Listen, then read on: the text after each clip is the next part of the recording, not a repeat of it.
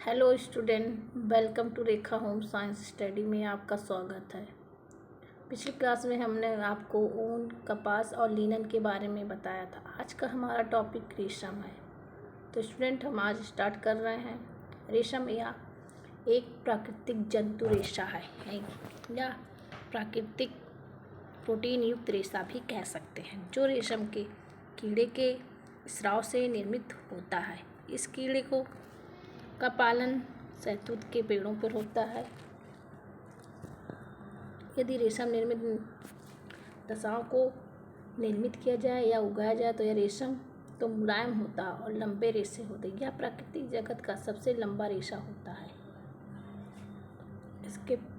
इसको प्राप्त करने वाला कपड़ा सूक्ष्म, बेहतरीन और चमकीला होता है। यदि रेशम वन और प्राकृतिक दशाओं में निर्मित हो तो रेशम खुरदरा, मजबूत और कम लंबाई का होता है। इसलिए कपड़ा मोटा, खुरदरा लेकिन मजबूत होता है। जैसे टसर रेशम को ही जंगली रेशम कहा जाता है, जिसका रंग पीला होता है या भूरा होता है।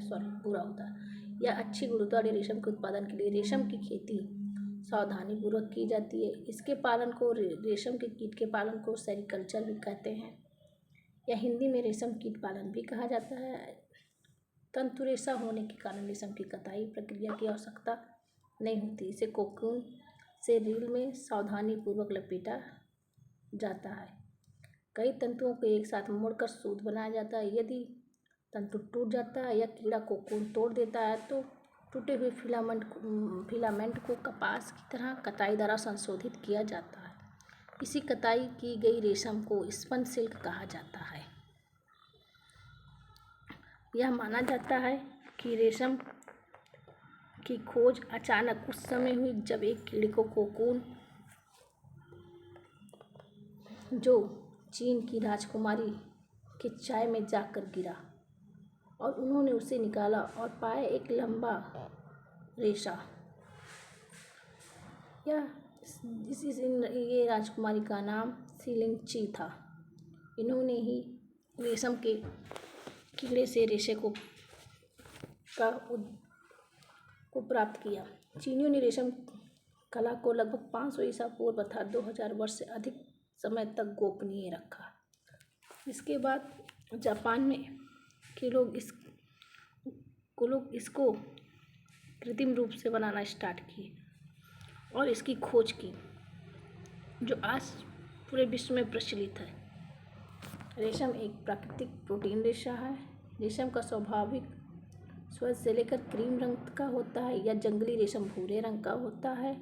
रेशम के तंतु बहुत लंबे, सूक्ष्म, चिकने होते हैं, यद्यपि यह चमक अपेक्षाकृत अधिक होता है। रेशम को क्वीन ऑफ ऑल फैब्रिक भी कहा जाता है, यानी सभी फैब्रिक की रानी भी कहा जाता है या राजसी वस्त्र भी कहा जाता है। रेशम का प्रथम स्थान जापान में है। इसका जन्मदाता चीन है।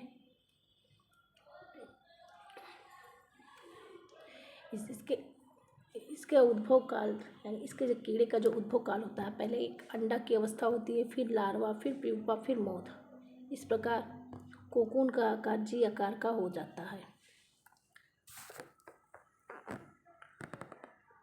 और सिल्क यानी रेशम को 2 भागों में बांटा गया है, बिल्ड निर्मित और कल्टीवेटेड। तो बिल्ड को यानी जो जंगली है उसे मूंगा, टसर और आरंडी, वही कल्टीवेटेड जो उत्पादित किए गए हों उसे लपेटा हुआ या कटा हुआ भी कहते हैं। जो मूंगा होता है वो अच्छी क्वालिटी का होता है, जो पीले रंग का और मिश्र रेशों से वस्त्र बनाने के लिए उपयुक्त होते हैं। वही टसर भारत, चीन में पाया जाता है, जो भूरे रंग का होता है। आरंडी रेशम जो बांग्लादेश और आसाम में पाया जाता है और यह मुलायम सफ़ेद पीले रंग का होता है।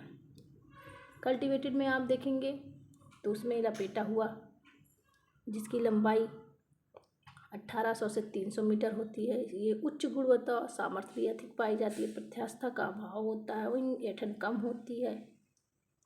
वही इस रेशम का कलर सफ़ेद और क्रीम होता है।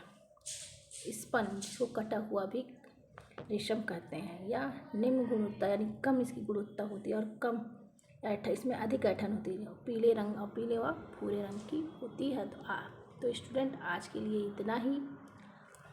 नेक्स्ट वीडियो के लिए हमारी क्लास को लाइक एंड सब्सक्राइब करना ना भूलें। Thank you so much.